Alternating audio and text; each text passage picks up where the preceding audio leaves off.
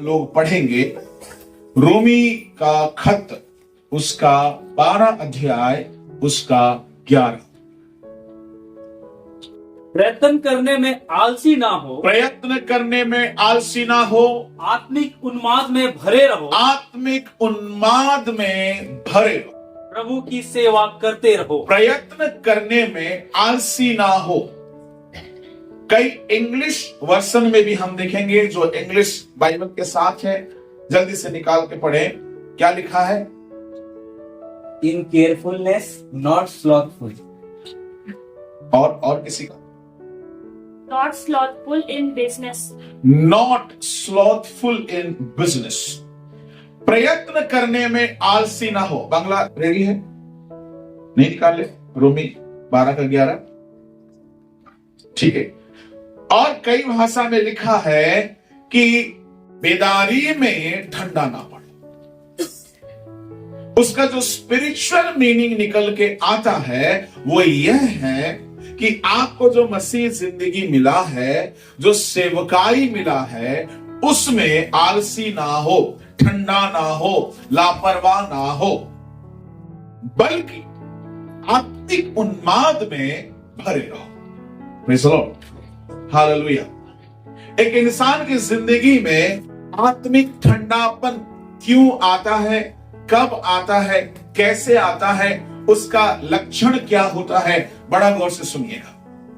मैं आपको कहना चाहूंगा, अगर आज किसी का आत्मिक जीवन ठंडा पड़ चुका है तो उसका क्या लक्षण हो सकता है? पहले हम लक्षणों को देखेंगे। अगर ये फलाना लक्षण अगर है तो समझ लो आप आत्मिक जीवन में ठंडे पड़ चुके हैं, ठंडे पड़ चुके हैं। तो परमेश्वर के लोगों, कौन कौन सी लक्षण है? इससे पहले कि हमारा आत्मिक जीवन ठंडा हो जाए, और 2 तरह का ठंडगी हमारे भीतर आ जाता है। गौर से सुनिएगा। हमारा आत्मिक जीवन दिखता है, ये ठंडा होने से पहले हमारी जिंदगी में और 2 बातें ठंडा पड़ जाती है। कौन सा है? लूका 24 अध्याय का उसका 25वां वचन को पढ़िएगा।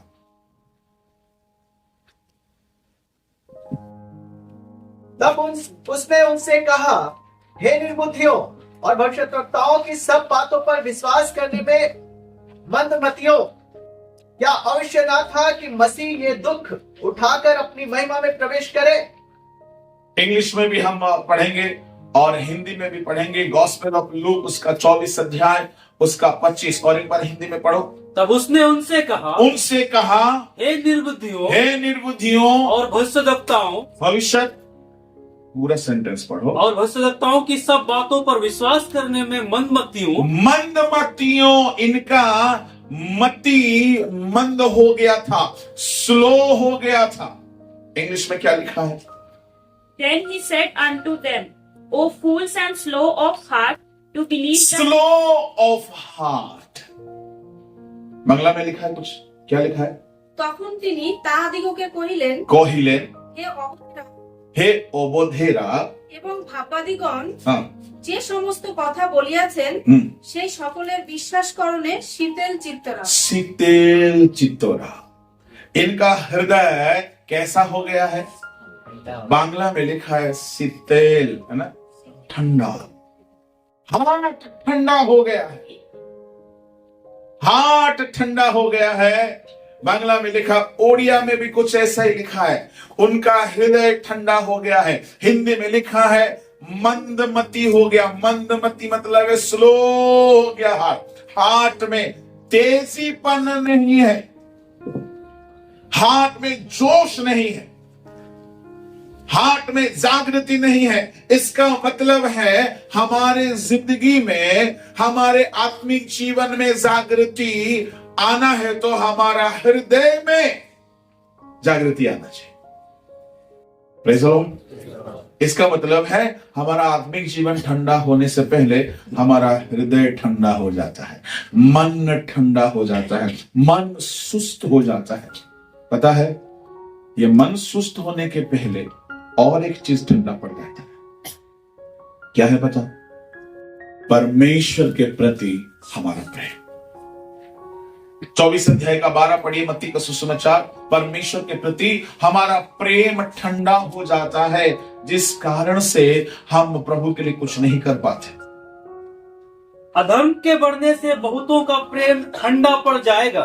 अधर्म के बढ़ने से बहुतों का प्रेम ठंडा पड़ जाएगा। अच्छा, प्रेम कहां होता है? हाथ में होता है, पैर में होता है, पीठ में होता है। प्रेम जो है हृदय में होता है। तो परमेश्वर के प्रति प्रेम हमारा अगर ठंडा पड़ गया, और फरमाइए, जो विवाहित है, विवाह के समय का प्रेम बहुत ही ज्यादा रहता है ना। हर पल ख्याल रखना, हर पल एक दूसरे के संग रहना, हर पल साथ चलना, हर पल एक दूसरे को खुश करना, हर पल एक दूसरे के बारे में सोचना, ये विवाह का समय का प्रेम। पर कई बार ये विवाह का समय का प्रेम कुछ सालों के बाद पूरा ठंडा पड़ जाता है। एक दूसरे के साथ रहना नहीं चाहते, एक दूसरे को देखना नहीं चाहते, एक दूसरे का बोली कड़वा लगता है, एक दूसरे को एकदम सहना नहीं सकते। प्रेम ठंडा हो जाने से हाव भाव, चाल ढाल, आचरण, सब चीज ठंडा हो जाता है। अच्छा, गौर फरमाइए, बेदारी, आत्मिक उन्माद ठंडा होने से पहले हृदय ठंडा होता है। हृदय ठंडा होने से पहले क्या ठंडा हो जाता है? प्रेम। अगर आज किसी का आत्मिक जीवन ठंडा पड़ गया है, गौर फरमाइएगा, यह आत्मिक जीवन का ठंडगी का कारण कोई और नहीं है, बाहरी कोई और व्यक्ति नहीं है। आपके हृदय में परमेश्वर के प्रति प्रेम ठंडा पड़ गया। अगर परमेश्वर के प्रति प्रेम अगर ठंडा नहीं पड़ गया होता, तो फिर आपको परमेश्वर के प्रेम से कोई अलग नहीं कर सकता है।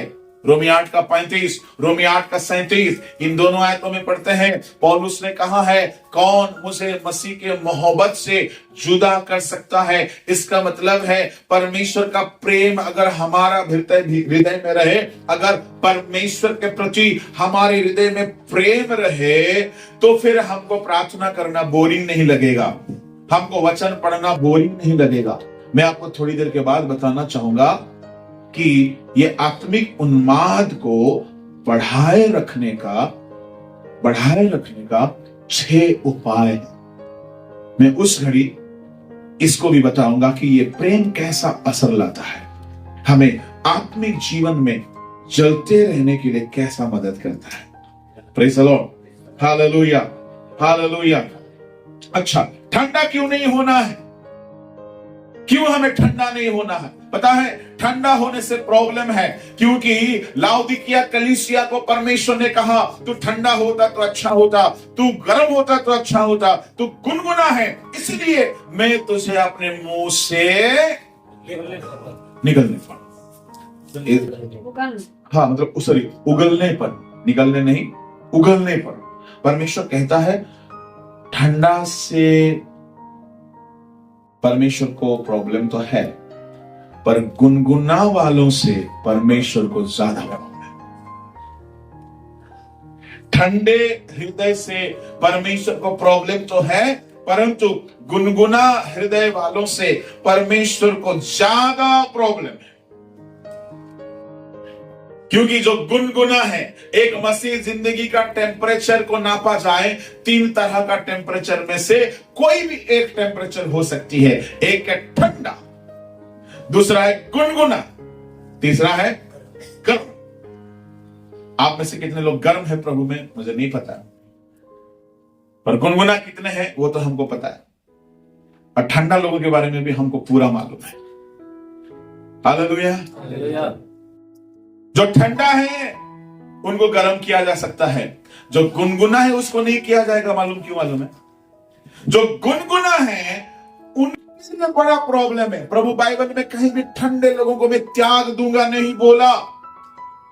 यहां प्रकाशित 3 अध्याय में लाउदिकिया कलीसिया को परमेश्वर बोलता है, तो ठंडा होता तो अच्छा होता, गर्म होता तो अच्छा होता, तू गुनगुना है, इसलिए मैं तुझे अपने मुंह से उगलने पर। इसका मतलब है ठंडे लोगों से भी ज्यादा घातक होते हैं गुनगुना। कौन है जी गुनगुना वाले? ये गुनगुना वाले कौन है? ठंडे वाले के बारे में तो बताऊंगा ही। पता है गुनगुना वाले कौन है? गुनगुना वाले वे हैं जो खुद को धर्मी सोचते हैं पर होते नहीं। ठीक है, प्रकाशित 3 अध्याय उसका 15-16 पढ़िए। मैं तेरे कामों को जानता हूँ, मैं तेरे कामों को जानता हूं कि तू ना तो ठंडा ना है तो ठंडा है और ना गर्म। और ना गर्म, भला होता कि तू ठंडा या गर्म होता, या गर्म होता। इसलिए कि तू गुनगुना है गुनगुना है और ना ठंडा है और ना ठंडा है और ना गर्म। ना गर्म। मैं तुझे अपने मुंह में से उगलने पर हूँ।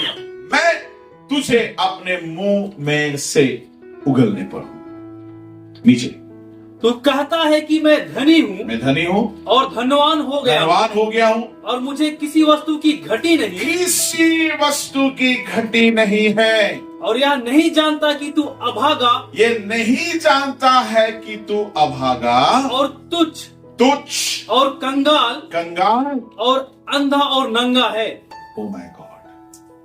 लाउदिकिया कलीसिया वाले सोचते थे हम धनी हैं, हम ज्ञानी हैं, हम टैलेंटेड हैं, परंतु परमेश्वर बोलते हैं तू जानता ही नहीं कि तू अभागा है। इसका मतलब है जो गुनगुना वाला कलीसिया, गुनगुना हालात में होने वाला विश्वासी का समस्या क्या है? वो अपनी गलतियों को नहीं सही सकता। ये समस्या वाला सारा विश्वासियों में पाई जाती है। मैं तो ठीक हूं, मैं तो प्रार्थना करता हूं, मैं तो उपवास भी करता हूं, मैं तो बाइबल भी पढ़ती हूं, मैं तो चर्च भी जाती हूं, मैं तो औरों के समान नहीं हूं, मैं ठीक हूं, मैं ठीक हूं करके जो लोग सोचते रहते हैं, कई बार वो ठीक नहीं होते। इसलिए आप खुद के नजर में अगर ठीक है करके सोचते हो तो कई बार आप गुनगुना भी हो सकते हो, ठीक नहीं हो सकते हो। आप किसके नजर में ठीक होना चाहिए? और 2 नजर है। एक है कलीसिया के सभी विश्वासियों की नजर में आपको सही होना चाहिए। तीसरा, परमेश्वर के नजर में आपको सही होना चाहिए, क्योंकि अपने नजर में तो अच्छा होना स्वाभाविक है। दूसरों के नजरों में, परमेश्वर की निगाहों में हमें सही होना ही सही सर्टिफिकेट है, सही सर्टिफिकेट है। Praise the Lord. अपने नजर में अच्छा तो हम है ही। जो अपने नजर में अच्छा है और अपनी बड़ाई खुद करते रहता है, खूब अपना बड़ाई करते रहता, मैं बहुत स्पिरिचुअल हूं। कुछ लोग होते हैं ना, गवाही देने का समय अपना खूब डींग मारते रहते, मैं बहुत अच्छा हूं, मैं बहुत ऐसा हूं। अच्छी बात है, आप अच्छा होते ही रहना चाहिए, परंतु आपके बारे में दूसरे लोग उल्टा तो नहीं ना बोल रहे हैं। अगर दूसरे लोग बोल रहे हैं अरे ये तो खाली बोलते रहता, पर हमको ना असलियत मालूम है इसका, तब तो कहानी उल्टा हो गया। तो इसलिए गुनगुना वाला कलीसिया, गुनगुना वाला विश्वासी का लक्षण है वो खुद के नजर में ठीक है, परमेश्वर के नजर में ठीक नहीं है। ठंडा वालों का लक्षण क्या है? गौर फरमाइएगा। ठंडा वालों का 5 लक्षण बताऊंगा। जिनका हृदय ठंडा पड़ गया है, जिनका हृदय मंदमती हो गया, जैसे हम हिंदी में पढ़ते हैं, लूका 24 अध्याय में यीशु मसीह यरूशलेम से इम्माऊ की ओर सफर कर रहे थे। तब यीशु मसीह मृतकों में से जी उठे थे, और यीशु मसीह सफर करने के समय रास्ते में कुछ चेले यीशु के साथ चलने लगे। Praise the Lord. जैसे वे चलने लगे तब यीशु मसीह उनके संग चल रहे हैं। 14-15 पढ़िए। वे इन सब बातों पर जो हुई थी आपस में बातचीत करते जा रहे थे।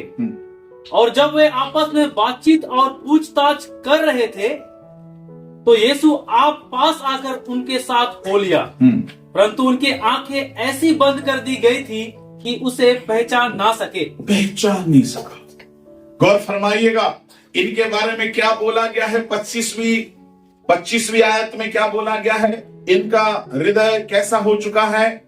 मंदमती हो चुका है। बांग्ला में ठंडा हो गया है, उड़िया में ठंडा हृदय हो गया है। जिसका हृदय ठंडा हो गया है, गौर फरमाइएगा, जिनका हृदय ठंडा हो गया है उन लोगों के साथ यीशु मसीह चल रहे हैं। देखिए देखिए देखिए, पहला लक्षण क्या है? पहला लक्षण, यीशु मसीह संग चल रहे हैं, फिर भी इनको समझ में नहीं आ रहा।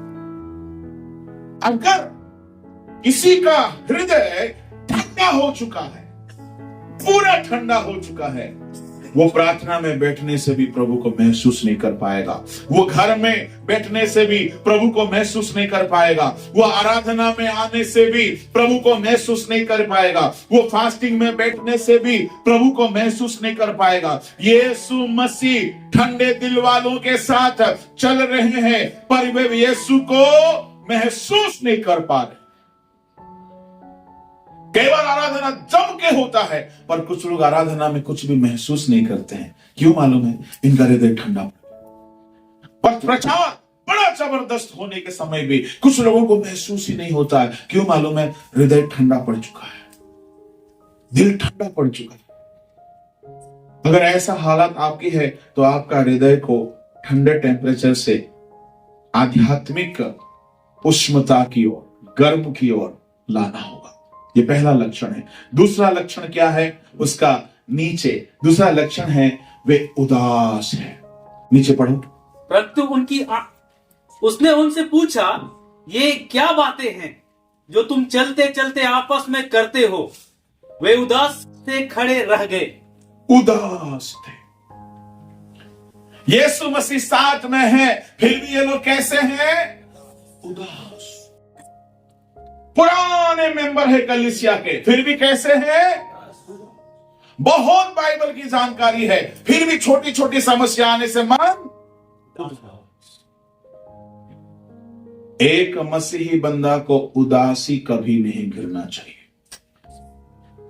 बीमारी घिर सकता है, ये बीमार आपको उदास नहीं करना चाहिए। फाइनेंशियल प्रॉब्लम घिर सकता है, ये प्रॉब्लम आपको उदास नहीं करना चाहिए। आपके घर में तनाव आ सकता है, ये तनाव आपको उदास नहीं करना चाहिए। आपके घर के खिलाफ शैतान हमला बोल सकता है, पर वह हमला आपको उदास नहीं करना चाहिए। उदाहरण के तौर पर आयुब के खिलाफ शैतान पूरा हमला बोल दिया, पर आयुब उदास नहीं हुआ। मैं आपसे कहना चाहूंगा, उदासी जिंदगी आत्मिक ठंडापन का एक लक्षण है।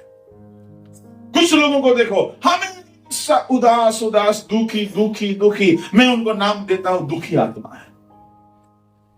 तो हर बात में दुखी होते रहते। एक बार क्या हुआ, एक किसी की धर्मपत्नी, वो हमेशा शिकायत करती है। पति कुछ भी करेगा तो शिकायत करती है। सब्जी भाजी लेकर के पति आए तो हमेशा कुछ ना कुछ नुक्स निकाल के बोलेगी, ऐसा वाला क्यों है। तो ये पति एक दिन सोचा, आज मैं बाजार जब जाऊंगा सारा चीज बढ़िया से देखकर अच्छा अच्छा वाला। हर दिन कुछ ना कुछ सड़ा गला निकल जाता था, तो पत्नी नाराज होके भड़क जाती थी। एक दिन बहुत ही अच्छा वाला चुन चुन के बढ़िया से देख देख कर सब्जी लाया, बहुत ही अच्छा वाला लाया। तो पत्नी उस दिन भी भड़क गई, इतना अच्छा वाला लाएगा तो कैसा होगा, एक भी सड़ा गला नहीं है, घर में सूअर पाल के रखे हैं, उन सूअरों को क्या खाने देंगे। कौन सी आत्मा ये है दूसरों को परेशान और नुक्ताचीनी दोष लगाना, झगड़ा करने वाला आत्मा। अच्छा करो तो भी प्रॉब्लम है, बुरा करो तो भी प्रॉब्लम है। तो ये प्रॉब्लम आपके इर्द गिर्द रहेगा, तो भी आपको उदास नहीं होना चाहिए, कभी भी उदास नहीं होना चाहिए। घर में 10 बच्चों का मौत हो गया, और कोई होता तो मातम मनाता। आयुब के घर में एक ही दिन में दीवार गिर गया, दीवार गिर जाने से 10 बच्चे मर गए। आयुब के जगह में कोई और होता तो रो धो के हालत बुरा हो गया होता, परमेश्वर को छोड़ दिया होता, चर्च छोड़ दिया होता, बाइबल पढ़ना, आराधना करना, प्रार्थना करना छोड़ दिया होता। एक ही दिन में घर गिर गया, नष्ट हो गया, घर खराब हो गया, घर तहस नहस हो गया, बच्चे मर गए, शरीर बीमार हो गया, कारोबार डूब गया, 7,000 मेमना और 3,000 ऊंट, 500 जोड़ी बैल, 500 गधियां, सब लूट लिया गया, नष्ट हो गया। पर आयुब की जिंदगी में खुशी कोई छीन नहीं सका। ये प्रभु में आत्मिक उन्माद में रहने वाले हैं। मैं आपसे कहना चाहूंगा, कुछ भी हो जाए, ये उम्मीद, उन्माद, ये उमंग आप में कैसे आ सकती पता है? प्रभु में भरोसा, प्रभु में भरोसा। मेरा छुड़ाने वाला जीवित है। ये भरोसा अगर होगा तो आपकी खुशी कोई छीन नहीं सकता है, आपका हृदय का आनंद कोई छीन नहीं सकता है। तीसरा लक्षण आत्मिक जीवन ठंडा होने का। पहला है प्रभु को नेक महसूस कर पाते हैं, दूसरा है हमेशा उदास होते हैं, तीसरा लक्षण नीचे पढ़ो। यह सुनकर उनमें से क्लियोपास नामक एक व्यक्ति ने कहा, क्या तू यरूशलेम में अकेला परदेसी है, जो नहीं जानता कि इन दिनों में उसमें क्या क्या हुआ है? उसने उनसे पूछा, कौन सी बातें? उन्होंने उससे कहा, यीशु नासरी के विषय में, जो परमेश्वर और सब लोगों के निकट काम और वचन में सामर्थी भविष्यवक्ता था, और प्रधान याजकों और हमारे सरदारों ने उसे पकड़वा दिया कि उस पर मृत्यु की आज्ञा दी जाए और उसे क्रूस पर चढ़वाए। परंतु हमें आशा थी कि यही इजराइल को छुटकारा देगा। हमें आशा थी। क्या थी? यीशु के चेले किसको बोल रहे हैं? यीशु को बोल रहे हैं। यीशु साथ चल रहे हैं, इनका चेहरा उदास है, यीशु साथ चल रहे हैं, ये लोग यीशु को पहचान नहीं पा रहे हैं, यीशु साथ चल रहे हैं, यीशु को बोल रहे हैं, हमें आशा थी कि एक दिन यीशु हमको छुड़ाएगा। आगे वाला लाइन पढ़ो। इन सब बातों के सिवाय इस घटना को हुए तीसरा दिन है, और हम में से कई, हमें आशा थी। अगर बांग्ला उड़िया में पढ़ोगे तो क्या लिखा मालूम है? हमको बहुत आशा थी, परंतु अब तो मर के 3 दिन हो गया, ऐसा लिखा। हमें बहुत आशा था कि वो हमें छुड़ाएगा। सुनो, कुछ लोग चर्च में आते हैं बड़ी आशा के साथ आते हैं कि ऐसा प्रभु छुटकारा देगा, ऐसा परमेश्वर सामर्थ के काम करेगा, ऐसा परमेश्वर बदलेगा, ऐसा परमेश्वर आशीष देगा। कभी कभी लगता है आशा तो था, परंतु आप इतना दिन हो गया। कितना दिन हो गया? इतना दिन हो गया। यीशु मसीह के ऊपर बड़ा आशा था। इन लोग क्या आशा था? कि वो राजा बनेगा, वो हमको छुड़ाएगा। पर क्या करे, अब तो मर के 3 दिन। जिसका हृदय ठंडा हो गया है, वो लोग हमेशा निराशा की बोली बोलेंगे। आप किसी को देखिए निराशा का बोली बोलते हुए, पता नहीं क्या होगा मेरा, पता नहीं क्या होगा मेरा बच्चों का, क्या पता नहीं क्या होगा मेरा भविष्य का, पता नहीं क्या होगा मेरा शादी का, पता नहीं क्या होगा मेरा मेरा मेरा मेरा बिजनेस का। निराशा का बोली कहां से निकलती पता है? निराशा का बोली निकलती है जहां हृदय प्रभु के लिए ठंडा हो गया। निराशा आने से पहले हृदय में ठंडापन आ गया। ये 3 लक्षण मैं यहां आपको बताया। चौथा लक्षण है, वे वचनों को नहीं समझ पाएंगे। 25वां पद को पढ़िएगा, वहां पे क्या कहा यीशु मसीह उनसे? तब उसने उनसे कहा, हे निर्बुद्धियों और भविष्यवक्ताओं की सब बातों पर विश्वास करने में मंदमतियों। हे निर्बुद्धियों, जो कि परमेश्वर के वचनों को नहीं समझ पा रहे थे। यीशु मसीह ने उनसे कहा था, मैं जी उठूंगा। यीशु मसीह बार बार मरने से पहले बार बार कहा था, मैं तीसरे दिन जी उठूंगा, मैं तीसरे दिन जी उठूंगा, मैं तीसरे दिन जी उठूंगा। वचन हृदय में काम ही नहीं कर रहा है। कई बार प्रचारक बहुत अच्छे हो सकते हैं, पर हमारा हृदय इतना ठंडा है कि कुछ काम नहीं हो रहा है, कुछ काम नहीं। ये चौथा लक्षण है, वचन समझ ही नहीं आता। पांचवा लक्षण, अगर आप ठंडा पड़ गए हैं। बाइबल में पुराने नियम से दो व्यक्ति का उदाहरण दूंगा। पुराने नियम से एक बंदा इतना धून रखा था परमेश्वर के लिए, बड़ा ही धून रखा था, परंतु एक स्त्री आके धमकी दे दी, डर के मारे उसका सारा धून खत्म हो गया। कौन है वो? एलिया।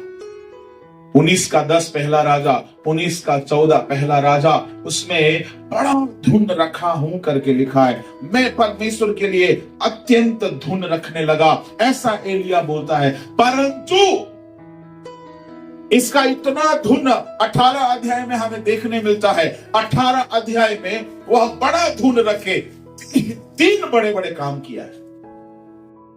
क्या है 3 बड़े बड़े काम? एक, स्वर्ग से आग लाया। दूसरा, बाल और आशेरा के भविष्यद्वक्ताओं का खत्मा किया, मार डाला उन्हें। तीसरा, स्वर्ग से बारिश लाया। इतना बड़ा काम तो बाइबल में कोई नहीं किया था, ऐसा काम कोई नहीं किया था। मूसा कुछ बड़े बड़े काम किए, पर ऐसा काम मूसा नहीं किए जैसा काम एलिया किया। एलिया इतना हिम्मत वाला है, इतना बड़ा रिवाइवल लाने वाला है। बस ये काम हुआ ही था। इजबेल नाम से एक रानी धमकी देती है, जैसा तूने मेरे भविष्यद्वक्ताओं को मार डाला है, 24 घंटे के अंदर मैं तुझको मार डालूंगा। तब एलिया के भीतर डर घुस गया। ये डर उसको ठंडा कर दिया। ये डर, गौर फरमाइए, बोलते हैं ना दुनिया में जो डर गया सो मर गया। ये बिल्कुल सत्य है। कई तरह का डर इंसान को आत्मिक जीवन में ठंडा कर देता है। आपका जीवन में अगर डर है, सताव का डर है, आप चल जाना बंद कर दोगे। आपको इंसानों से डर है, अगर मैं ऐसा करूंगा तो समाज वाले क्या बोलेंगे। मैं कई पादरियों को देखता हूं, वे स्टेज में सच बोलने में डरते हैं। क्यों? पैसा वाला विश्वासी नाराज हो जाएगा तो क्या होगा। इंसानों का डर आपको ईमानदारी से सेवा करने नहीं देगा। इफिसियों की पत्री 6 अध्याय उसका 19 और 20 में पढ़ो जल्दी। और मेरे लिए भी कि मुझे बोलने के समय ऐसा प्रबल वचन दिया जाए। सुनिए, पौलुस एक महान प्रेरित अपने कलीसिया इफिसियों के लोगों से बोल रहा है, मेरे लिए प्रार्थना करो। किसके लिए? किसके लिए? पौलुस के लिए। पौलुस बोल रहा है मेरे लिए प्रार्थना करो। क्या प्रार्थना? मेरा बच्चा का एडमिशन है ना, पैसा नहीं, प्रार्थना करो। ये नहीं बोला पौलुस। पौलुस ने ये नहीं बोला कि मैं बीमार हूं, प्रार्थना करिए। पौलुस ने ये नहीं बोला हमारा घर का काम अधूरा है, दुआ करिएगा। पौलुस ने ये नहीं बोला कि हमारा चर्च बिल्डिंग का काम बाकी है। पौलुस ने ये सब कुछ नहीं बोला। पौलुस को मालूम है ये सब होगा तो होगा, नहीं होगा तो नहीं होगा। पौलुस बोल रहा है क्या? मेरे लिए प्रार्थना करो। क्या विषय है? और मेरे लिए भी कि मुझे बोलने के समय ऐसा प्रबल वचन दिया जाए कि मैं साहस के साथ सुसमाचार का भेद बता सकूं। कैसे? किसके साथ? किसके साथ? ओ माय गॉड, बोलने के लिए हिम्मत चाहिए। पौलुस बोलता है ऐसे ऐसे लोगों के बीच में जाता हूं ना, बोलने के लिए क्या चाहिए? कलेजा। बोलने के लिए ऑर्गेनाइजिंग कमिटी दारू पीने वाला होगा, नशा करने वाला होगा, वक्ता महोदय को बुलाया होगा और वक्ता महोदय को अच्छे होटल में ठहराया होगा और अच्छा से खिला पिला रहा होगा। उस जगह में वक्ता महोदय को सच्चाई बोलने के लिए क्या चाहिए? हिम्मत चाहिए। कलीसिया में अगर कोई गड़बड़ करने वाला बंदा है, बहुत ही पैसा वाला बंदा है, बहुत ही दान दशमांश देता है, उसके खिलाफ वो पाप कर रहा है, चोरी कर रहा है, नशा कर रहा है, ऐसा कुछ कुछ गलत काम अगर कर रहा है, तो उसके खिलाफ बोलने के लिए क्या चाहिए? हिम्मत, साहस। जो डर गया सो मर गया बोलते कुछ ऐसा ही है। एलिया इतना बड़ा मिनिस्ट्री किया, जब उसके व्यक्तिगत हमला की बात आया डर गया। गौर फरमाओ, आप अगर जिंदगी में डर जाते हो, इंसान को डरते हो, परिस्थिति को डरते हो, तो आपका जिंदगी ठंडा पड़ चुका है। और ये ठंडा पड़ने वाले लोगों की प्रार्थना सुनो। क्या प्रार्थना है? हे परमेश्वर, बहुत हो गया, अब तो मेरा प्राण ले ले। यहां अगर कोई भी कभी भी ऐसा प्रार्थना किया, प्रभु मैं और जिंदा रहना नहीं चाहता हूं, बहुत हो गया स्वामी, अब मुझे तू उठा ले। ऐसा बहुत मसीह लोग प्रार्थना करते कि नहीं करते? ऐसा जो भी प्रार्थना करता है, इसका आत्मिक जीवन जोर से ठंडा। अरे परेशानी को देखकर डर गए हो, हमारा प्रभु मौत को मात देकर के जी उठा है, मृत्युंजय होके उठा है, वो जयवंत है, वो परमेश्वर के औलाद है। हम बोलते कि मौत दे दो। परिस्थितियों को डरने वाले ही जो कि हार चुके हैं, वही लोग ही मौत का प्रार्थना करेंगे। एलिया बोलता है परमेश्वर मुझे अब जिंदा नहीं रहना। कई बार ये जो छोटे बच्चे हैं ना, ये लोग भी बोलते हैं मर जाना अच्छा है, दिमाग जिंदगी बहुत खराब है, हम जो चाहते सो नहीं होता, हम जो सोचते वो नहीं होता, हमारा खुशी कभी होता ही नहीं है। ये मरने की प्रार्थना बहुत लोग करते रहते, प्रभु हमको ले लो राजा, और अच्छा नहीं लग रहा है। सुनो, ये ठंडापन का प्रार्थना है। आत्मिक जीवन आपका ठंडा हो गया, इसीलिए ऐसा प्रार्थना नहीं करो। परमेश्वर के सामने कभी ऐसा प्रार्थना मत करना। जो एलिया 850 तांत्रिकों को मार डाला था, एक इज़राइल को सामना नहीं कर सकता है? कर सकता था। डर के कारण उसका सारा धून खत्म हो गया। भारत में भले सताव शुरू हो जाए, भले दुनिया में कुछ भी उपद्रव शुरू हो जाए, डरना नहीं है।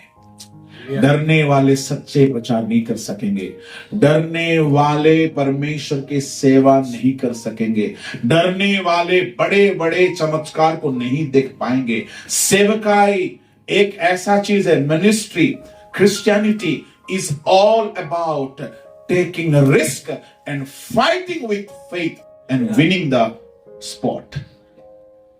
क्रिश्चियनिटी ऐसा नहीं कि बड़ा आराम से चलेगा, सारा चीज होता रहेगा, ऐसा नहीं होता है। डरना मना है। आग की झील में जाना है तो डरना नहीं है। एकदम शेर के मान में डाला गया तो एलिया दानियल नहीं डरा था। यीशु मसीह के चेले लोग निडर थे, क्योंकि ये जो डरपोक स्थिति है ना, ये हृदय की समस्या है। यहां ठंडा, डर कहां होता? हाथ में पैर में थोड़ी होता। जो स्टाइल वाला जो हेयर स्टाइल, इसमें डर थोड़ी होता। ये डर होता है हमारा हृदय में, क्योंकि यहां परमेश्वर के लिए प्यार नहीं है। एक मां अपना बच्चा को कहीं अगर विपत्ति में देखा, बचाने के लिए डरती है? नहीं डरती है। क्यों नहीं डरती है? क्योंकि मां अपने बच्चों से प्यार करती है। देखो, अगर किसी का जीवन ठंडा हो गया है, उसका लक्षण है वह हमेशा मौत का प्रार्थना करेगा, अरे प्रभु हमको ले लो, और अब बर्दाश्त नहीं होता। अगर किसी का आत्मिक जीवन ठंडा हो गया, कितना लक्षण में बताया? 5 बताया। पहला है प्रभु को नहीं पहचान सकते, दूसरा है उदासी, तीसरा है निराशा, चौथा है वचन नहीं समझ पाएंगे, पांचवा है डर, छठवा सुनिएगा, छठवा जो आत्मिक जीवन में ठंडा हो गया है वो पुराना पाप को फिर से चालू कर देगा।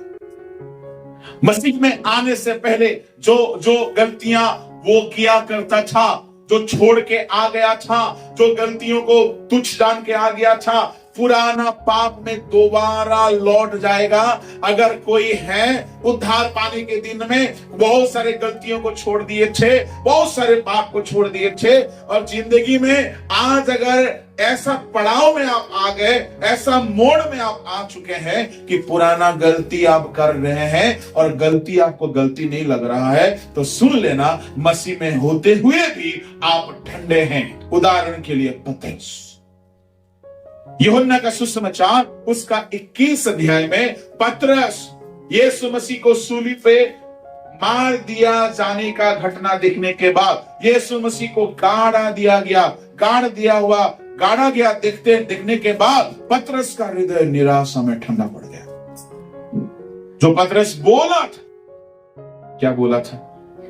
मैं आपके साथ मरने के लिए भी तैयार हूं। सुनो, हमारा स्पिरिचुअलिटी कब खत्म होता है?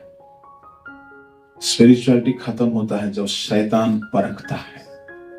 यहां पतरस को चेलों को परखा गया था। हम कितना दम में है, हम कितना प्रेयर में है, हम कितना रिवाइवल में है, ये परखा जाएगा। ये परखा जाने के समय भयानक समस्या घेरेगा, ऐसा घेरेगा कि आपको लगेगा अब हम अगर यहां रुके तो हम मारे जाएंगे। इसी समय में आपका आत्मिक उन्माद अगर स्ट्रांग है तो आप प्रार्थना के साथ उसका सामना करोगे। यीशु मसीह ने चेलों से कहा, समोन, शैतान ने मुझसे परमिशन मांगा है कि तुम्हें गेहूं की नाई फटके, और मैंने परमिशन दे दी। पतरस ने बोला, प्रभु स्वर्ग का कुंजी तो दिया था, अब हम अच्छा से प्रभु का मिनिस्ट्री करते, कुंजी अच्छा था, अब शैतान को परमिशन दे दिया, ये कोई बात था प्रभु जी? शैतान को भगाने वाले हो? बोला हाँ, शैतान का ही परीक्षा तुमको चाहिए, क्योंकि दुश्मन है वो। अगर तुम्हारा दुश्मन तुम्हारा बोर्ड एग्जाम में अगर तुम्हारा क्वेश्चन पेपर आंसर पेपर का करेक्शन करे, दया से करेगा? सब काटेगा, खोजते रहेगा कहां एक गो गलती मिल जाए पूरा। अगर आपका माँ अगर एग्जाम का आपका आंसर पेपर करेक्शन करे 100 में से, इसलिए माँ लोग एग्जाम पेपर करेक्शन करने नहीं जाता है। दुश्मन अगर करेक्शन कर रहा है, हमारा इम्तिहान शैतान लेगा। शैतान इम्तिहान लेना बहुत जरूरी है, इम्तिहान बहुत जरूरी है। अगर आप 12th बोर्ड का इम्तिहान पास नहीं करोगे तो आगे बढ़ पाओगे? तो शैतान का इम्तिहान को एकदम ललकारो, आ जाओ, तैयार है हम, जो परखना है परख के देखो। ये उमंग हमारी होनी चाहिए। पतरस बोलता, प्रभु आपने परमिशन दे दी, ये कैसे हो गया? हाँ, मैंने परमिशन दिया। क्यों दिया है? जब बाप का इम्तिहान हो सकता है तो बेटों का हो ही सकता है। जब मेरा इम्तिहान होगा गेत्सेमनी में, तो तुम लोग क्या ऐसे पार हो जाओगे प्रमोशन? ऐसा नहीं हो सकता। इसलिए गेत्सेमनी में यीशु मसीह ने कहा, सुनो, जागते रहो, प्रार्थना करो ताकि तुम परीक्षा में। पढ़ो नहीं है, उसका मूल भाषा का मीनिंग है नहीं हारोगे। जागते रहो, प्रार्थना करो ताकि तुम परीक्षा में ना हारो। परमेश्वर के नाम के धन्यवाद। परीक्षा आया, पतरस पहले भागे थे यीशु मसीह को छोड़ के। भागो रे, भागो, अब हम ही लोगों को पकड़ के सूली पे ठोक देगा, भागो यहां से। पतरस भागते देखिएगा सारे चेले भाग गए। एक नौकरानी आगे पूछती, आपकी हाव भाव बोलने से लगता है आप यीशु का टीम का है। कौन यीशु? काहे का यीशु? कैसा यीशु? हमको यीशु को नहीं चाहिए। एक बंदा पूछता है, आपकी बोली से लग रहा है यीशु मसीह के साथ था। बोला, हमको यीशु यीशु को नहीं जानता। उस घड़ी मुर्गा बाग थे। पतरस को याद आया, यीशु ने बोला था मुर्गा भागने से पहले तुम उसे तिरस्कार कर। पतरस फुट फुट के रोया, पर वो रोया में रोने में दम नहीं था। क्यों? फिर गलती किया। मुझे लगता है कलीसिया में ऐसे लोग बहुत है, गलती का एहसास होते ही खूब रोएंगे, फिर गलती करेंगे, खूब रोएंगे। एलिया की तरह स्वर्गदूत आके उठाया, उठो, खाओ, पियो, तुम्हारा काम बहुत है। खाया, पिया, सो गया। खाया पिया। और कुछ लोग बोलते वचन बहुत अच्छा, खूब सुनो, खूब सुनो, खूब अटेंड करो और खूब सोना। एरिया वाला हाथ। स्वर्गदूत बोले, अरे भाई इसको वचन रोटी दिए, पानी दिए, खाया पिया, फिर सो गया, उठो, अब तुमको सोना नहीं। कुछ उसी तरह पतरस रोया पर सुधरा नहीं। रोया, अगले दिन बोलता, सुनो भाइयों, तुम्हें क्या करना नहीं करना मुझे नहीं पता, मैं पुराना धंधा में लौट रहा हूं, मछली पकड़ने। तुमको आना है तो आओ, नहीं तो जाओ भाग। फिर गया अपना नाव के पास, फिर गया अपना जाल लेके। गौर फरमाइए, यीशु मसीह भोर को आ गए। स्टोरी को छोटा करता हूं। वहां भेंट मुलाकात हुआ। अंत में यीशु मसीह ने पतरस से सवाल किया। क्या सवाल किया? किसी को याद है? क्या तू मुझसे प्यार करता है पतरस? पतरस की बोली बनो, तो मैं आपसे प्रीति रखता हूं, एफेक्शनेट। दूसरा बार पूछा, दोबारा पूछा, क्या प्यार करते हो? पतरस दुखी हो गया। पतरस को मालूम था, अगर मैं प्यार किया होता, सूली में मैं डट के बोला होता, मैं यीशु का चला हूं, जो करना है करो। मैं यीशु का चला हूं, मैं डट के बोला होता उस स्त्री को, उस बंदा को, मैं तो पहले भाग।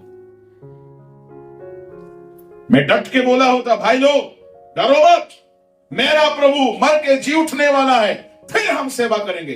कोई घर नहीं जाएगा, कोई पुराना काम नहीं शुरू करेगा, कोई दोबारा पुरानी जिंदगी में नहीं जाएगा। ये प्यार नहीं था। पतरस के अंदर में ये प्यार ठंडा पड़ गया था। क्यों? उपद्रव देखा, शैतान गेहूं की नए फटक रहा है, समस्या के ऊपर समस्या घिर गया था। पतरस का प्यार ठंडा हो जाने से पतरस प्रभु को छोड़, सेवकाई को छोड़, पुराना जाल और नाव में जा बैठा था। मैं आपसे कहना चाहूंगा, उसी तरह अगर कोई उद्धार पाने के दिन जो जो पाप छोड़े हैं, उद्धार बपतिस्मा लेने के दिन जो जो गलतियां छोड़े हैं, कुछ लोग संकल्प लेता है, आज से मूवी नहीं देखूंगा, आज से मैं ये पाप नहीं करूंगा, आज से मैं फलाना फलाना गलती नहीं करूंगा। उद्धार पाने के दिन में निर्णय ले लेते हैं, परंतु कुछ दिनों के बाद क्रिश्चियन जिंदगी रूटीन वाला बन जाता है। धीरे धीरे पुराने पुराने पाप को दोबारा करने लगते हैं। ऐसा कोई अगर कलीसिया में है तो आपका जिंदगी ठंडा पड़ चुका है। पेंटिकॉस्टल हो जाना काफी नहीं है, दो अन्य भाषा बोल देना काफी नहीं है। अगर ये 6 लक्षण है तो आपका आत्मिक जीवन ठंडा पड़ चुका है। तो इसको जगाने का क्या उपाय है? मैं आपको 6 उपाय बताता हूं, फटाफट सुनिएगा। पहला है, आत्मिक जीवन ठंडा हो गया है तो पहला उपाय है परमेश्वर का सामर्थी वचन को सुनिएगा। पहला उपाय है लूका उसका 24 अध्याय उसका 32वीं आयत में यीशु मसीह जब बातें कर रहा था, चेले जब उनकी बातों को सुन रहे थे, क्या हो रहा था उनका हृदय में? सुनिएगा, लूका 24 का 32। उन्होंने आपस में कहा, जब वह मार्ग में हमसे बातें करता था, जब वह मार्ग में हमसे बातें कर ही रहा था और पवित्र शास्त्र का अर्थ हमें समझाता था, तो क्या हमारे मन में उत्तेजना ना उत्पन्न हुई? क्या उत्पन्न हुई? क्या उत्पन्न हुई? यीशु मसीह रास्ते में चेलों से बात कर रहा था। इनकी मन जो ठंडा पड़ गया था, मंदमती हो गया था, इनमें उत्तेजना शुरू हो गया। इसका मतलब सुनिएगा, परमेश्वर बातें करना चाहिए, परमेश्वर बोलना चाहिए, परमेश्वर की आवाज सुनने मिलना चाहिए। आप बाइबल पढ़ो, प्रचार सुनो। जो सामर्थी परमेश्वर के दास लोग हैं, हर कोई को मैं बोलना चाहूंगा, आपके घर में मोबाइल है, आपका घर में सुबह के समय में एक सामर्थी प्रचारकों का जो बहुत ही अच्छे उपदेश देते हैं, ऐसे प्रचारकों का, जो गलत सिद्धांत वाला का मत सुनना वरना गलतियां होने लग जाएगी, जो प्योर डॉक्ट्रिन में है, ऐसे लोगों का प्रचार जरूर सुनना। क्योंकि परमेश्वर जिनकी बोली से बातें करते हैं, यीशु मसीह बातें करते हैं। सुनिए, मैं यहां खड़ा हूं, अगर मैं खड़ा हूं, अगर प्रभु बातें नहीं करेगा तो किसी के हृदय में जागृति नहीं आएगी। कोई भी खड़ा हो जाए, प्रभु बातें करना चाहिए। कोई भी यूट्यूब का संदेश हो, फेसबुक का संदेश हो, इंस्टाग्राम का संदेश हो, या कहीं भी चर्च का संदेश हो, कोई भी बड़ा परमेश्वर का दास खड़ा हो जाए, उसकी बोली में प्रभु बातें करना चाहिए। वरना हमारा रिसर्च, हमारा थियोलॉजी, हमारा डिग्री, हमारा डेजिग्नेशन से किसी का हृदय में उत्तेजना नहीं आएगा। किसी का हृदय में उत्तेजना नहीं आएगा जब प्रभु बातें करेगा।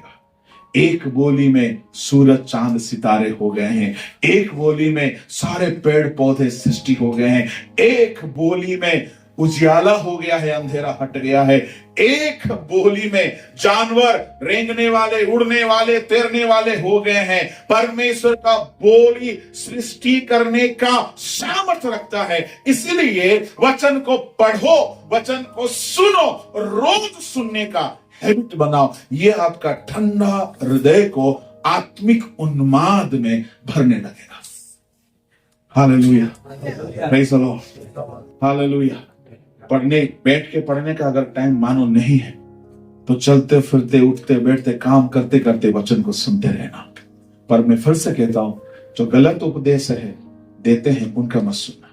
आपको सुनने की इच्छा है, मैं कुछ लोग का नाम सजेस्ट कर सकता हूं, उनका जरूर सुनना। अगर आपके पास समय है तो आप अपना बाइबल को जरूर पढ़ना, इसको भी पढ़ना, उसको भी सुनना, क्योंकि परमेश्वर किसी किसी के मुंह से बातें करते हैं। मैं भी सुनता हूं कई लोगों का प्रचार, हालेलुया। सबका नहीं सुनता हूं, सबका नहीं सुनता हूं। टाइम वेस्ट नहीं करना है। जहां अच्छा खाना मिलता है वहीं हमें खाना चाहिए, जहां अच्छा दवाई है वहीं हमें लेना चाहिए, क्योंकि हमारा हृदय को इलाज का जरूरत है। हमारा हृदय ठंडा ना पड़ जाए तो उसको जगाने का जरूरत है। पहला पतरस कुरनेलियुस के घर में गया। गौर फरमाइएगा, कुरनेलियुस का घर कैसा था? वहां पेंटिकॉस्टल लोग नहीं बैठे थे, वहां उद्धार पाए हुए लोग नहीं बैठे थे, वहां बपतिस्मा लिया हुआ लोग नहीं बैठे थे, वहां आत्मा में भरे हुए लोग नहीं बैठे थे। वहां कैसा लोग बैठे थे? सब गैर मसीह, सब के सब अविश्वासी। कोई पवित्र आत्मा नहीं पाया था। पवित्र आत्मा पाया हुआ लोगों के बीच में प्रचार करना मजा आता है, क्योंकि ये लोग जोश में भर जाते हैं। क्योंकि मानो एक सूखा लकड़ी में आग लगा दिया, तुरंत आग पकड़ लेगा। पुआल में, सूखा पुआल में थोड़ा सा मैचेस दिखाओ, तुरंत आग पकड़ लेगा। पूरा स्पिरिचुअल कलीसिया में एक अच्छा संदेश दे दो, सब जोश में भर जाएंगे, सब रिवाइव हो जाएंगे, सब उत्तेजित हो जाएंगे। परंतु एक झुंड जहां पे कोई उद्धार नहीं पाया, उद्धार अगर नहीं पाया तो चोर होगा कि नहीं होगा, व्यभिचारी होगा कि नहीं, डकैती करने वाला होगा कि नहीं, हर तरह का पाप करने वाले बैठे। वहां पतरस गया। मुझे तो ऐसा दिख रहा था, पूरा लकड़ी गीला हो चुका है, अब इसमें आग लगाना है। सूखा लकड़ी में आग लगाना आसान है, पर पतरस एक ऐसा प्रचारक है।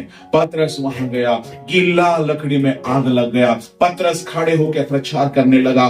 जैसे प्रचार करने लगा, प्रचार चल ही रहा था, प्रचार हो ही रहा था। प्रेरितों के काम 10 अध्याय उसका 44, उसका 45वीं आयत में प्रचार के बीच में लोगों के ऊपर परमेश्वर की आत्मा उतर है। there is power in the word of God. Hallelujah. परमेश्वर का वचन को सुनो, परमेश्वर का वचन को पढ़ो, परमेश्वर का वचन आपका भीतर का सारा ठंडापन को हटाने का काम करेगा। मैं फिर से कह रहा हूं, nothing is more important than spending quality time in the presence of God, in reading the word of God. Hallelujah. ये पहला खुराक है, ये पहला दवाई है, हृदय के ठंडापन को हटा करके आत्मिक उन्माद में भर देगा। परमेश्वर का वचन जहां भी बोया गया है, परमेश्वर का वचन प्रभाव रहित नहीं हुआ है। परमेश्वर का वचन इतना बड़ा विश्व को बना सकता है तो हमारी जिंदगी को भी वो बना सकता है। इसलिए परमेश्वर का वचन को ज्यादा पढ़ो, सुनो, पागुर करो, मनन करो, वो आपके ठंडापन को हटाएगा। आपके घर के दीवारों में अच्छा वचन को लगा के रखना, ये वचन आपसे बातें करेगा। आप कहीं भी खाली समय पाते हो, मोबाइल में वचन को लगाओ, सुनो, ऑडियो बाइबल को सुनो, ये आपसे बातें करेगा। Hallelujah, praise the Lord. खाना, घर में कई तरह का खाना बनता है, पर एक बॉडी बिल्डिंग करने वाला वो सब खाना नहीं खाते हैं, वो अपने हिसाब से खाते हैं क्योंकि उनको ज्यादा एनर्जी चाहिए। इसलिए मैं किसी प्रचारक को दोष नहीं दे रहा हूं कि ये प्रचारक ऐसा वैसा नहीं। आपको अगर आत्मिक जीवन में आगे बढ़ना है तो आपको उस लेवल का संदेश सुनना चाहिए, उस स्तर का संदेश सुनना चाहिए जो आपको बल दे, आत्मिक ऊर्जा दे, आत्मिक जागृति दे। ये पहला उपाय है जो ठंडापन को हटा के उन्माद में भर देगा। दूसरा उपाय है आराधना। दूसरा उपाय है सुरीली आवाज में गाना गाना। हम सबको अच्छा लगता है, मैं भी गाना का बड़ा शौकीन बंदा हूं, बहुत गाना गाता हूं, गाना सुनता हूं, परंतु आराधना उससे हटके चीज है। आराधना उससे हटके चीज है। आराधना क्या करेगा मालूम है? बाइबल का एक महान भविष्यवक्ता जो कि भविष्यवाणी के वरदानों में बड़ा ही तगड़ा था, बड़ा ही सामर्थी था, एलिया का दुगना आत्मा उसके अंदर में था। एलिया का आत्मा से आग और बारिश आ सकता है तो एलीशाई का अभिषेक से उससे ज्यादा काम हो सकता है, परंतु एलीशाई जैसा एक भविष्यवक्ता को म्यूजिक बजाने वाला का जरूरत पड़ गया। एलीशा के पास कुछ लोग आए थे, गौर से सुनिएगा। एलीशा के पास कुछ लोग आए, बोला प्रभु से क्या हमारे लिए सलाह है, बताइए। एलीशा बोलता है मैं दुगना पाया तो हूं, पर थोड़ा बजाओ। एक जन को बोला, दूसरा राजा 3:15। एक जन को बोलता है बजाओ, पढ़िए। पर अब किसी बजाने वाले को मेरे पास ले आओ। सुनिए, हर म्यूजिशियंस सिर्फ किसी कैसेट का, किसी एल्बम का कट टू कट कॉपी बजाना टैलेंट नहीं होता है, ऐसा बजाने वाला होना चाहिए। एलीशा बोलता है कि मेरे अंदर अभिषेक तो है, पर थोड़ा सा वो अभिषेक क्या हो चुका है, थोड़ा सा बैठ गया है, पर जगाना है मुझे। Praise the Lord, hallelujah. सुनो, जो आराधना में लेट आते हैं आप नहीं जाग पाओगे। आपको आराधना में शुरू से आके अच्छा से आराधना करना है, क्योंकि ये इंस्ट्रूमेंट वगैरह, ये आराधना हमको जागने में मदद करता है। It helps us to be revived. Elisha क्या बोलता है? किसी बजाने वाले को बुलाओ। जब बजाने वाला बजाने लगा, तब यहोवा की शक्ति एलीशा पर हुई। यहोवा की शक्ति एलीशा पर हुई। Praise the Lord, hallelujah. मेरे अजीजों, आराधना घर में भी होना चाहिए। हर एक का घर में ढपली होना चाहिए, हर एक का घर में इंस्ट्रूमेंट कुछ ना कुछ होना चाहिए। हर कोई का घर में आराधना करो। बड़ा घर में जैसा चुपचाप बैठ के मौन प्रार्थना करके सो जाते हो, घर में आराधना होना चाहिए। घर में आराधना होना चाहिए। आराधना में शक्ति है। अभिषेक में नया अभिषेक कैसे पाओगे मालूम है? आराधना में मिलती है। पौलुस और सीला आधी रात को आराधना किया। क्या नया विश्वासी थे? बाइबल का मशहूर प्रेरित है, आधी रात को आराधना किया, परमेश्वर के सामर्थ आया, बुनियाद हिल गया। आराधना यरीहो की दीवार को गिरा सकती है। आराधना, आराधना, आराधना आत्मिक जीवन को जगा सकता है। तीसरा उपाय है आत्मिक ठंडापन को हटाने का, वो है संत लोगों के साथ, महान परमेश्वर के दास लोगों के साथ संगति रखना। पहला सामुएल 10 अध्याय का 5 में परमेश्वर का दास सामुएल साउल से बोलता है, जब तू जाएगा रास्ते में भविष्यद्वक्ताओं का झुंड तुझे मिलेगा, वे तरह तरह का इंस्ट्रूमेंट लिए हुए तुझसे मिलेंगे।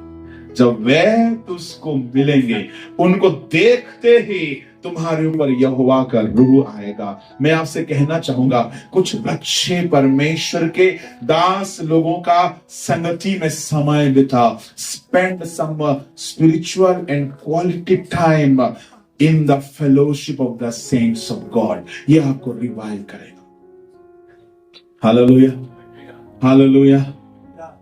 पौलुस और बरनबास एक संगति में थे, परमेश्वर के बड़े बड़े दास वहां थे। वहां परमेश्वर की आत्मा ने कहा, पौलुस और बरनबास को भेजो। संगति का ये पावर है। संगति हमेशा आपको रिवाइव करता है। संगति मत छोड़ना। तीसरा हो गया। चौथा है आत्मिक उन्माद में भरे रहना है तो परमेश्वर का प्रेम चाहिए। प्रभु को प्रेम करने वाला कितना भी ठंडा हो, गर्मी हो, मौसम खराब हो, तबीयत खराब हो, उसका प्रार्थना बंद नहीं होगा, उसको बाइबल पढ़ना बंद नहीं होगा, क्योंकि उसको कोई भी रोक नहीं सकेगा। उसका ना नींद उसको रोकेगा, ना तबीयत की खराबी रोकेगा, क्योंकि वो प्रभु को प्रेम करता है।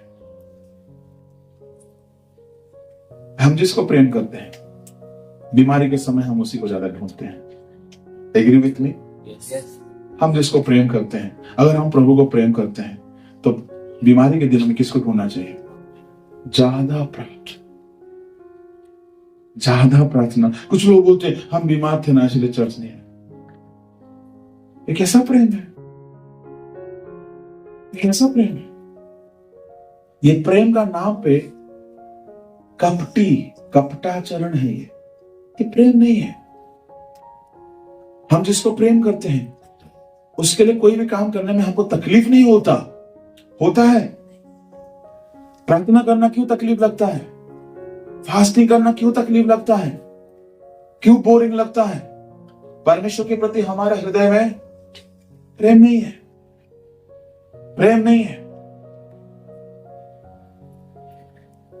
मैं कई बार बोला हूं, बच्चा, छोटा बच्चा, नया जन्मा हुआ बच्चा रात भर रोती है या रोता है तो मां रात भर जागती है। मां को तकलीफ नहीं होता, होने से भी मां आराम से सह लेता। क्यों सह लेता है? प्रेम है। आधी रात को अगर कोई मित्र फोन करके बुलाता, भाई साहब मैं बहुत तकलीफ में हूं, अरे आता हूं ना, आधी रात को जाता है, नींद छोड़ सकता है। क्यों? प्रेम है। पौलुस ने ललकारा, किसको ललकारा? शैतान को। कौन? मुझे मसीह के मोहब्बत से अलग कर सकता कौन है? क्या बीमारी, क्या गरीबी, क्या घट्टी, क्या मौत?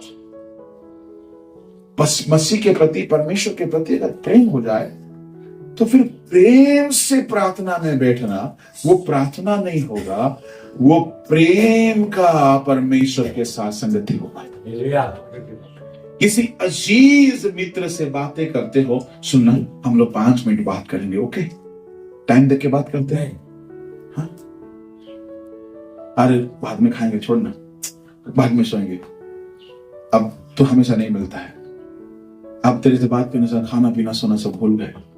क्यों? प्रेम है। अब हम लोगों को प्रार्थना कैसा लगता मालूम है?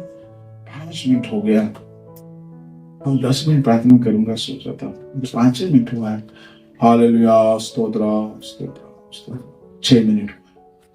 प्रार्थना is the most boring point. क्यों मालूम? प्यार नहीं है। कुछ लोग वचन को सुनते हैं, मानते नहीं है। क्यों मालूम है? प्यार नहीं है। पहला यूहन्ना 5:3 के अनुसार अगर प्यार आ गया तो जागृति आ जाएगा। Praise the Lord, hallelujah. कितना बार बताया मैंने? चलो 500 बात है। अगर आप नहीं सुधरोगे, धुन में नहीं आओगे, तो 5वां तरीका है परमेश्वर पीट के लाएगा धूप में, वो भारी पड़ेगा। प्रकाशित उसका 3 अध्याय उसका 19। मैं जिन जिन से प्रेम करता हूँ उन सबको उल्हाना और ताड़ना देता हूँ, इसलिए सरगर्म और मन फिरा। खूब पीटेगा, खूब पीटेगा, खूब पीटेगा और लौटा। जिसको पीटेगा वो उसका ठंडापन खत्म हो जाएगा। बताइए 2 बंदा का नाम जिसको परमेश्वर पीट के सुधारा। एक है सिमसोन, दूसरा है दाऊद। बहुत लोग हैं ये दोनों का जिंदगी भर में जो सेवा नहीं किया, मार खाने के बाद डबल काम किया, धुन में आ जाते हैं। मैं तो प्रार्थना करता हूं, प्रभु जो लोग ठंडा है, या पीटो या कूटो, इनको ठीक कर। Praise the Lord, hallelujah. कितना तरीका हो गया? 6वां है fasting and prayer. More prayer, more power. प्रेरितों के काम 1 का 14, 2 का 1 में 10 दिन तक चेले प्रार्थना उपवास में थे। और 10वें दिन पेंतिकोस्त का दिन पवित्र आत्मा उतर आया। उनका जिंदगी का निराशा, उदास, हताश सब खत्म हो गया। दुनिया को उलट पुलट करने वाला सेवक बन गए। हालेलुया। ये 6 तरीकों को जिंदगी में अपनाओ। पहला है वचन, दूसरा है आराधना, तीसरा है परमेश्वर के संत लोग के साथ संगति, और चौथा है मसीह का मोहब्बत, 5वां है परमेश्वर का ताड़ना, 6वां है आराधना, प्रार्थना, उपवास। हमारे आत्मिक जीवन की ठंडगी को हटा के उन्माद में भरने के लिए ये तरीकों को अपनाइए। आत्मिक उन्माद में भरते जाइए। कहीं ठंडा होके ना रहे, ना गुनगुना होके रहे। अगर ठंडा और गुनगुना होके रहेंगे, परमेश्वर वार्निंग दे रहे हैं, अगर तुम गुनगुना हो तो मैं तुम्हें उगलने पर हूं। अगर ठंडे हो तो इन तरीकों को अपना करके आत्मिक जोश में आ जाओ, क्योंकि प्रभु ठंडे लोगों को लेने नहीं आ रहा है। जैसा मसीह ने हमारे लिए प्राण दे दिया मोहब्बत करके, ऐसा प्रेम करने वालों को प्रभु लेने आ रहा है। प्रभु इस वचन से हम सबको आशीष दे। आइए अपनी आंखें बंद करें। Hallelujah, hallelujah, hallelujah. धन्यवाद यीशु, धन्यवाद। स्वर्गीय पिता, हम आपको धन्यवाद देते हैं। थोड़ी देर आपकी कलाम से कई बातों को सीखने समझने आपने सहायता किया। प्रभु धन्यवाद राजा। आत्मिक उमंग में सदा बढ़ते जाने के लिए सहायता करिए। जो प्रचार किया गया है, इन लोगों की जिंदगी में जोश, जागृति, बेदारी, रिवाइवल को लाएं, ऐसा दया करो प्रभु। जितने आए हैं हर एक को नाम बनाम आप आशीष करिए राजा। यह हफ्ते भर, ये नया महीना हर एक के लिए नई आशीष का महीना हो। 2024 मार्च महीना प्रभु हम सब के लिए आत्मिक जागृति में भरने का महीना। आपकी मोहब्बत में, आपके वचनों में, आपके संतों की संगति में, आराधना में, प्रार्थना, दुआ, उपवास में समय बिता के जोश में बढ़ते जाने में हमारी सहायता करिए। जो कोई प्रभु ये संदेश को भी सुनने वाले हैं, उन पर भी यह आशीष होने वाला है। इन दुआओं का आपने सुना प्रभु, हम धन्यवाद देते। हर एक को नाम बनाम आप आशीष दीजिए। आदर महिमा जलाल आपको देते हैं। प्रार्थना यीशु के नाम से। पिता परमेश्वर का प्रेम, यीशु मसीह का अनुग्रह, पवित्र आत्मा की सहभागिता सबके साथ यीशु के आनंद होती है। सबको ये कहेंगे हालेलुया, हालेलुया, हालेलुया। सबको प्रेज़ द लॉर्ड।